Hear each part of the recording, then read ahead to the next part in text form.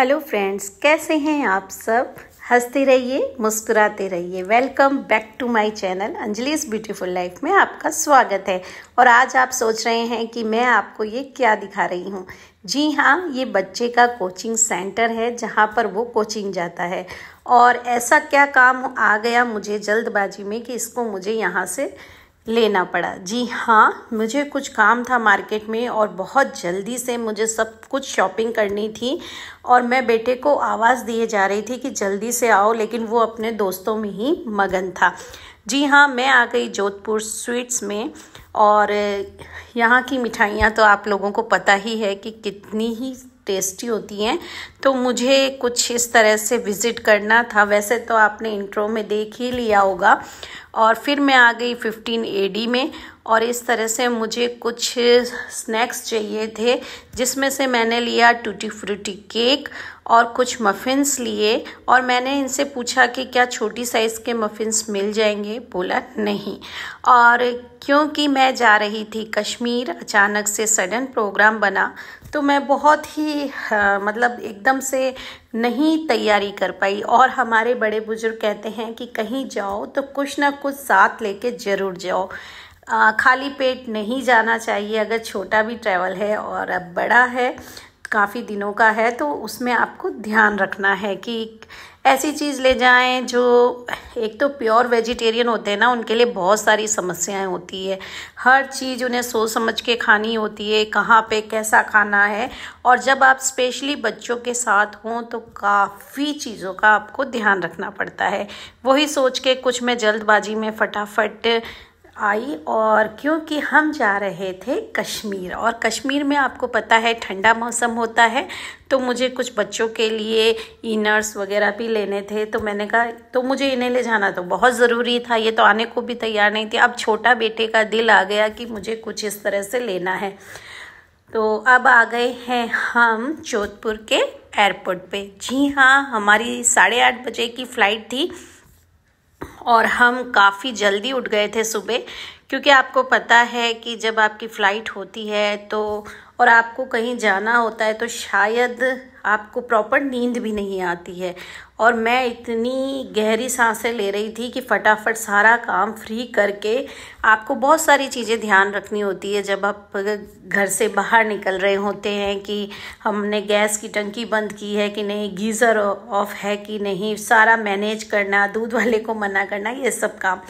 तो क्योंकि ज़िम्मेदारी भी हमारी ही होती है और गलत काम होता है तब भी हमें ही कहा जाता है। तो इस तरह से मैं फटाफट से सारी पैकिंग वगैरह हो चुकी थी और फ़्लाइट में हम बैठ गए। हमारी फ़्लाइट थी दिल्ली तक और दिल्ली से फिर हमारी फ़्लाइट थी 5 बजे। तो काफ़ी गैप मिल गया था। लेकिन एयरपोर्ट में ना आप कभी भी जाएं, 2-3 घंटे आप कैसे ही निकल जाएंगे। अच्छा, स्पेशली मैं ये प्लेन का इसलिए बना रही हूँ क्योंकि बेटे के फ्रेंड्स ने कहा था कि आंटी आप बताना कि प्लेन में ऐसे क्या क्या होता है, कैसे बैठते हैं। तो मैं जो बैठे हुए हैं उन्हें तो पता ही होता है, लेकिन जो नहीं बैठे हैं तो कुछ ऐसा विशेष कोई ख़ास बात नहीं होती। इस तरह से खिड़की होती है, इसे आप नीचे कर दीजिए, ऊपर कर दीजिए। इस तरह से ये इंस्ट्रक्शन बताती है कि ऐसा हो जाए तो आप ऐसे कर लीजिएगा। देखिए, सुनता तो कोई नहीं है, बट बताना इनका काम है और सुनना हमारा काम है। तो हर फ्लाइट में जब आप जितनी बार बैठेंगे ये सब चीज़ें आपको बताई जाएगी कि भाई सीट बेल्ट आपको लगानी ही है। ये तो प्रॉपर सब करते ही हैं। अब इस तरह से ये एक ट्रे होती है जिसमें आप कुछ भी खा पी सकते हैं जब आपके लिए खाने का सामान आए। और इस ट्रे को आप इस तरह से लॉक कर दीजिए। और इस तरह से इसमें कुछ बुक्स रखी होती हैं इन्हीं से रिलेटेड, तो वो आप पढ़ लीजिए, आपको शौक़ है। और ये देखिए, फ़्लाइट ने उड़ान भर ली है। और किस किस को डर लगता है इस तरह से लैंडिंग होते हुए, टेक ऑफ होते हुए, मुझे तो बहुत लगता है। और ये देखिए, ये दिख रहा है जोधपुर शहर आसमानों से। जी हाँ, और यहाँ से आप अंदाज़ा लगाइए कि कितनी हरियाली कम है। जी हाँ, इससे ही पता चलता है कि हमारा रेगिस्तान बेल्ट है और हमें बहुत ज़्यादा पेड़ पौधे लगाने चाहिए, बिल्कुल लगाने चाहिए। यहाँ से क्या क्या लग रहा है आपको?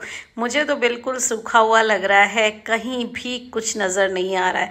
सिर्फ इस तरह से लग रहा है कि जैसे चॉकलेट्स हों, डार्क चॉकलेट, बिस्किट टाइप नज़र आता है। जी हाँ, जहाँ ग्रीनरी होती है वहाँ बिल्कुल अच्छे से नज़र आता है, लेकिन आप यहाँ से ही देख लीजिए कि हमें कितने पेड़ पौधे लगाने की ज़रूरत है। जी हाँ, हरियाली की बहुत ज़्यादा ज़रूरत है।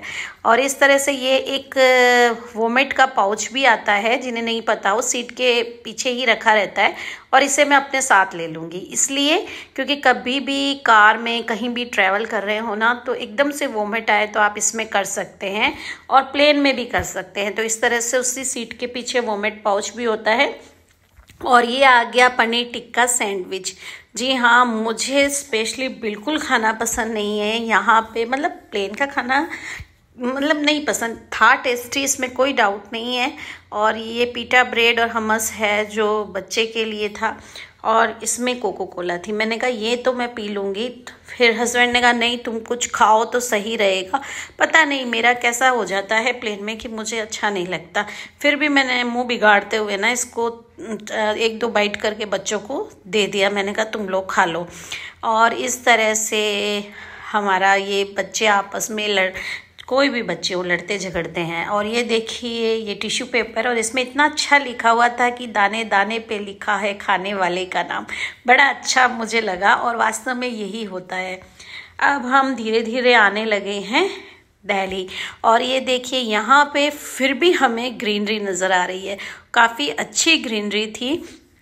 और हम जानते ही हैं दिल्ली है इमारतों का शहर, तो इमारतों के साथ साथ जो उसके आसपास की कॉलोनी थी, जो आसपास का एरिया था, वो काफ़ी ग्रीन लग रहा था। इससे लग रहा था कि वहाँ के लोग फिर भी मतलब सचेत हैं हरियाली के प्रति, कि काफ़ी सारा अच्छा उन्होंने इस तरह से कर रखा था। और फ्लाइट में कभी भी ऐसा महसूस नहीं होता कि जैसे बहुत ऐसे ऊपर नीचे हो रहा है। वो पायलट के ऊपर निर्भर होता है कि वो कैसी लैंडिंग कराता है, कैसे टेक ऑफ करता है। और कई बार मौसम भी इस पर निर्भर करता है। मौसम का इसमें बहुत बड़ा रोल रहता है। साफ़ मौसम रहता है तो वो अच्छे से करा देते हैं, और थोड़ा सा ख़राब मौसम रहता है तो उन्हें भी दिक्कत आती है। वो 10-15 मिनट ऐसे ही आसमानों में हमें घुमाते रहते हैं। और हम इस चीज़ में लकी रहे कि मौसम काफ़ी अच्छा था, तो इतनी दिक्कत नहीं आई। और इस तरह से ये देखिए हम दिल्ली एयरपोर्ट में लैंड हो गए, और काफ़ी अच्छे से लैंडिंग हुई। इस तरह से लैंडिंग होते हैं तो थोड़ा सा बहुत स्पीड होती है, और एकदम से मुझे तो बहुत घबराहट होती है। जिन्हें आदत है उनके लिए तो कोई वो वाली बात नहीं है, लेकिन हम कभी कभी बैठते हैं तो बड़ा वो अजीब सा हो जाता है कि इन्हें कैसे पता चलता है कि आगे प्लेन नहीं है, और ऐसे ऐसे मतलब आगे कुछ आएगा नहीं। तो ये तो सब इन्हें नॉलेज होता ही है, लेकिन हमारे मन में इनके लिए रोज़ की बात है। पायलट्स के लिए कोई बड़ी बात नहीं है, लेकिन हम जो पैसेंजर हैं, जो सफ़र करते हैं, बड़ी घबराहट होती है कि भले आप आसमान में सफ़र करें, चाहे आप ज़मीन पर करें, लेकिन घबराहट तो होती है। और देखिए यहाँ पे काफ़ी सारे लोग मैनेज करते हैं। कोई सामान उतारता है, कोई टायर में हवा भरता है, कोई पेट्रोल करता है, कोई शीशे साफ करता है। तो इससे क्या समझ में आता है कि कोई भी व्यक्ति अगर बड़ा काम करना चाहता है तो उसमें छोटे से छोटे व्यक्ति का भी सहयोग होता है, तब जाके वो काम बहुत अच्छा होता है। और मैं आपको फिर बोल दूं कि मैं ये सब इसलिए बता रही हूँ कि जो नहीं बैठे हैं उनको बहुत अच्छा लगता है ये सब देखना। और वैसे भी मेरे जो फ्रेंड्स हैं, आप सब मेरे फ्रेंड्स ही हैं, तो मैं जो भी चीज़ें होती है वो शेयर करती हूँ। और आप व्लॉग है ना बहुत अच्छे से देखिएगा, आगे बहुत अच्छे अच्छे व्लॉग्स आएंगे। और ये देखिए हम दिल्ली लैंड हो गए, और यहाँ भी उसी तरह भीड़ होती है, निकलने की जल्दबाजी होती है। जिस तरह से हम बसों में, ट्रेन में लाइन वाइज इंतज़ार करते हैं कि आगे वाले निकलेंगे तो पीछे वाले निकलेंगे, इसी तरह से होता है। और अब आगे क्या होगा कि दिल्ली में एयरपोर्ट पे जब हम टर्मिनल 2 में जाना है तो इस तरह से बसें आती हैं। और अगर आपका कनेक्टिंग फ़्लाइट होती है तो आपको सामान बार बार फ़्लाइट में सबसे अच्छी बात यही होती है कि आपको सामान को ले लेके नहीं दौड़ना पड़ता। ऐसे ट्रेन में हो, अगर वापस हमें दूसरी ट्रेन में बैठना हो तो सामान को उठाना पड़ता है, फिर शिफ्ट करना पड़ता है। ये सारी टेंशन इसमें नहीं होती है। इसी तरह से ये इंडिगो की फ़्लाइट थी तो इंडिगो की ही बस आ गई, और बस इसमें हम बैठ गए और अब हम जाएंगे टर्मिनल 2 में। जी हाँ, कभी भी ध्यान रखिए कि अगर आपकी कनेक्टिंग फ़्लाइट है तो कम से कम 2 से 3 घंटे का गैप जरूर ले लीजिएगा, क्योंकि एयरपोर्ट पे पता नहीं चलता कि कब चेकिंग प्रोसेस में आपका टाइम निकल जाता है। जी हाँ, इस तरह से। और ये देखिए कितनी भीड़ और इतनी गर्मी थी ना कि बता नहीं सकती। और दिल्ली की गर्मी तो वैसे हमारे जोधपुर की भी गर्मी कम नहीं है। और ये हम एयरपोर्ट पर आ गए टर्मिनल 2 पे। और इस तरह से ये बच्चे कुछ ना कुछ इन्हें मज़ा आता है। और अब हम आ गए लाउंज में। लाउंज का भी मैं आपको प्रोसेस बताऊंगी कि आप बिल्कुल फ्री में खाना खा सकते हैं। वो कैसे, उसके लिए मैं अलग वीडियो बनाऊंगी। और लाउंज में खाना आते ही बच्चे, इसमें था पेस्ट्री और एगलेस थी और सूजी का हलवा, और फिर था रोटी, पनीर की सब्जी, चावल। इस तरह से जो रूटीन में हम खाना खाते हैं उसमें 2-4 सब्जियां ज़्यादा ऐड थी, बस यही चीज़ें थी। और मुझे पता नहीं क्या होता है गर्मी से कि गर्मी में सच में ऐसा कुछ खाने का मन नहीं हो रहा था। और मुझे ना उस दिन पता नहीं, फिर मैंने ये पापड़ी चाट ली, मुझे बहुत पसंद आती है। वैसे भी ना गर्मियों में इस तरह की खट्टी चीज़ें अच्छी लगती है। और बच्चों का तो बस कि यहाँ कोई टोकने वाला नहीं है, कोक लो।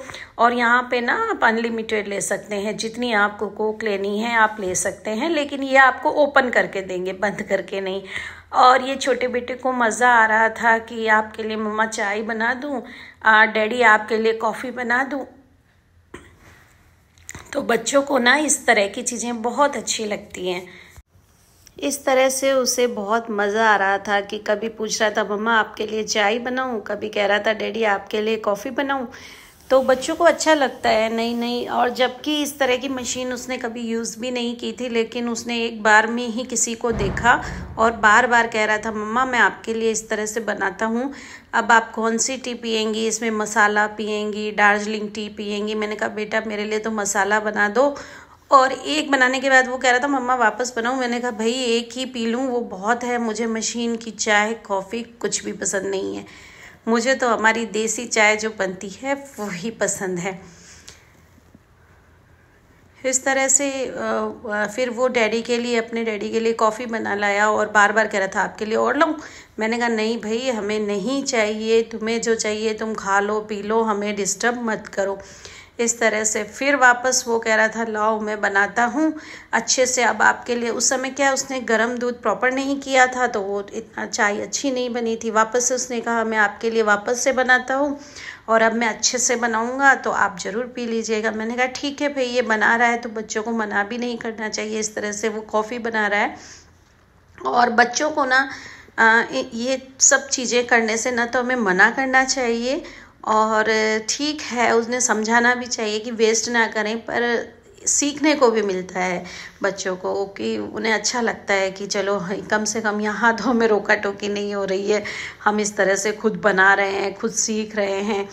और काफ़ी जल्दी ये सब बच्चे ना सीख जाते हैं। इतना तो पढ़ाई सीख जाए ना तो बात हो जाए, ये सब चीज़ें वो बहुत जल्दी से कैच करते हैं कि कैसे चीज़ें ये होती है, मशीनी चीज़ें में कैसे यूज़ होती हैं।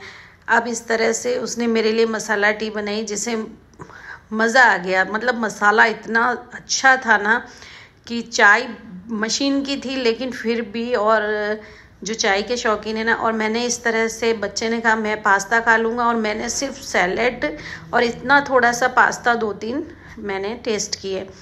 और वैसे भी ना फ़्लाइट में बॉसों को खाना ठीक लगता है, वो खा लेते हैं, लेकिन मैं सफ़र में ना मुझसे नहीं खाया जाता कहीं भी जाएं।